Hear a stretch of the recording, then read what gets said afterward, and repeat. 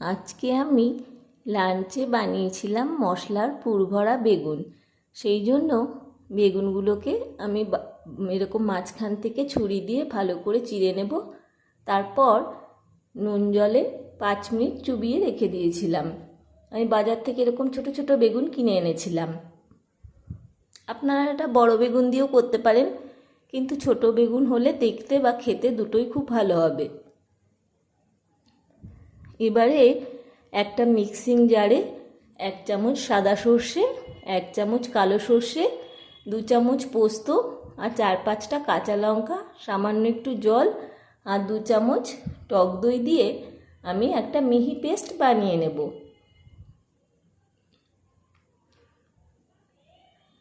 আর একটা বাটির মধ্যে 1 চামচ হলুদ, 1 চামচ জিরে গুঁড়ো, 1 চামচ কাশ্মীরি লঙ্কার গুঁড়ো আর সামান্য একটু নুন দিলাম আর 1 চামচ চাট মশলা দিলাম।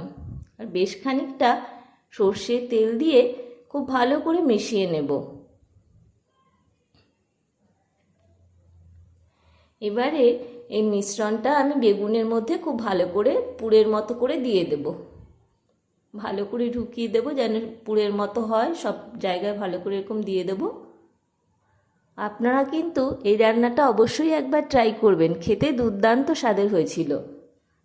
এবারে কড়াইতে সর্ষের তেল গরম করব, তারপর বেগুনগুলোকে আস্তে আস্তে দিয়ে দেব।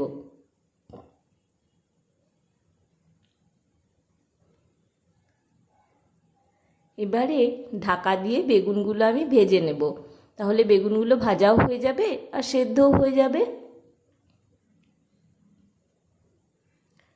তারপর 5 মিনিট একটু লাল লাল করে 2 পিঠ ভেজে নিয়ে যে আমি সর্ষে, পোস্ত, টক দই আর কাঁচা লঙ্কার পেস্টটা করেছিলাম সেটা দিয়ে দিলাম। স্বাদ মতো নুন দিলাম আর সামান্য একটু চিনি দেবো টেস্টটা ব্যালেন্সের জন্য। এবার 5 মিনিট একটু ভালো করে ফুটিয়ে নিলেই এরকম শুকনো শুকনো হয়ে যাবে। ব্যাস, আমার মশলার পুরভরা বেগুন রেডি। এবার ভাতের সাথে শুধু এটা দিয়েই পরিবেশন করলে খেতে দুর্দান্ত স্বাদের হয়ে যাবে। আমার ভিডিওটা যদি ভালো লাগে তাহলে আমার চ্যানেলটি সাবস্ক্রাইব করে নেবেন।